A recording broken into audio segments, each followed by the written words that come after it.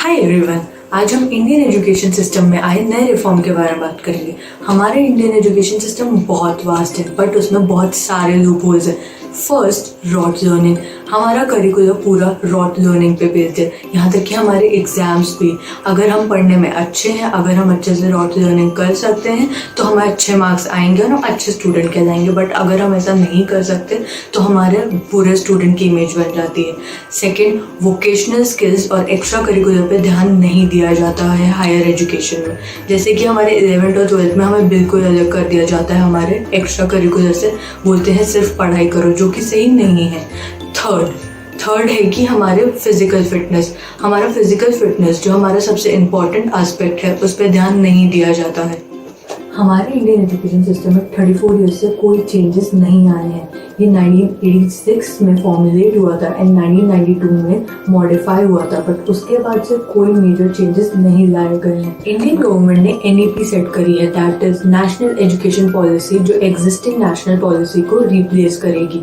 जितने भी major reforms और डिसीजन आज हमारे एजुकेशन सिस्टम को लेकर लिए गए हैं, वो सारे इम्प्लीमेंट NEP के थ्रू करे जाएंगे। सो लेट्स टॉक अबाउट कि कौन कौन से मेजर चेंजेस किए जाएंगे। जो हम आज तक 10+2 करिकुलम पढ़ते थे, वो अब चेंज होकर 5+3+3+4 कर दिया जाएगा। दैट मीन्स कि जो फर्स्ट है, that is about 5 classes, will be from pre-primary to class 2. The second one, which is for 3 classes, will be from class 3 to class 5. And the third, which is again for 3 classes, will be for class 6 to class 8. And the last one is for class 9 to class 12. Fourth, सारे students को class 5 तक उनके regional languages में पढ़ाया जाएगा और उनकी mother tongue में पढ़ाया जाएगा, जिससे वो उतने कंफर्टेबल हो सके अपने ही लैंग्वेज। हमारे बोर्ड एग्जाम्स, हमारे जो उनके रिजल्ट्स होंगे, they will not be based on rote learning at all. They will based on our skills, that is vocational skills and extracurricular skills, which is again a very important and much needed change for our education system. Vocational education, जिस पे हमारा result भी निर्भर करेगा। Vocational education will include our carpentry, pottery, electric work, metal work. Yes, all these are needed for us.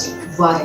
Reason is, बहुत सारे बच्चे हैं जो अपना कॉलेज कंप्लीट कर लेते हैं बट उनको जॉब नहीं मिल पाती है। There can be any reason for that. So these people can work for these jobs such as pottery, carpentry and other things. So these will start for 6th class itself. They will start giving you vocational education from 6th class itself. And yes, आपके results again आपकी learning पे based नहीं होंगे. You will be doing a proper internship and you will be judged by the experience and what work you will do for them. हमारा education system, हमारा reduction of curriculum होगा, जिसमें हमारा content reduce किया जाएगा हमारे NCERT बुक्स में, जिसमें बहुत सा कंटेंट है जिसकी अब हमें ज़रूरत नहीं है, एंड इसे चेंज करके बहुत फ्लेक्सिबल बनाया जाएगा सब स्टूडेंट्स के अकॉर्डिंग, जो कि एक्सपेरिमेंटल एंड एक्सपीरियंस फ्रेंडली होगा एंड सारे स्टूडेंट्स आराम से फॉलो कर पाएंगे। This is one of the best reform needed. This one will be, आपको कोई रिजिड चॉइसेस नहीं दी जाएंगी आर्ट्स एंड साइंसेज में। आप अपने फ्लेक्सिबिलिटी के, कंफर्ट के अकॉर्डिंग अपने सब्जेक्ट सिलेक्ट कर सकते हैं जो आपको आपके फ्यूचर में हेल्प करेंगे। एंड आपको हमेशा अपने करिकुलर और एक्स्ट्रा करिकुलर में चूज करना पड़ता था, and now this will not be the case. आपको अपने करिकुलर और एक्स्ट्रा करिकुलर में प्रॉपर बैलेंस बनाने दिया जाएगा एंड आप अपने सब्जेक्ट्स इनके अकॉर्डिंग चूज कर सकते हैं। And that is one of the best things needed, क्योंकि हम अपने आर्ट्स और साइंसेज के सब्जेक्ट्स को मिक्स नहीं कर सकते थे अगर हम चाहते भी। सो ये flexibility of subjects will really help all the students in their studies.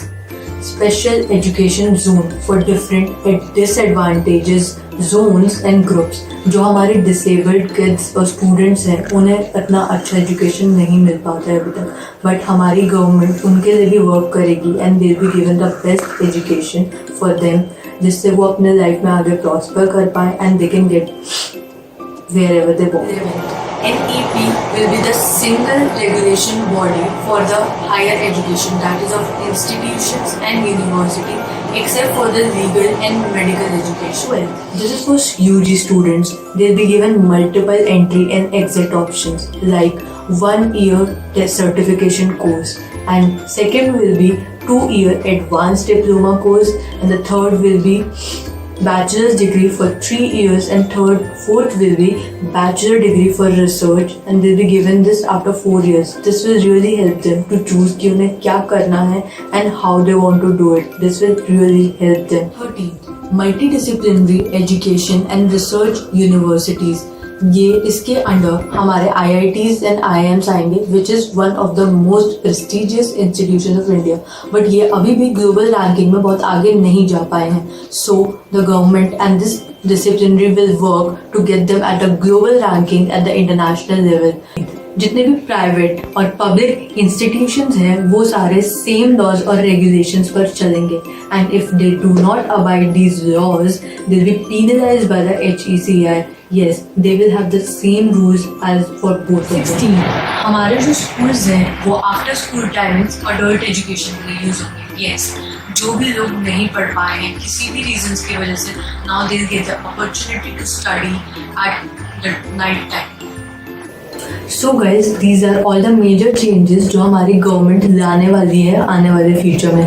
These are very helpful for us and our students जो कि आगे जाके पढ़ने वाले हैं. And thank you so much for listening to us. If you liked our video, please share this and you can comment down below.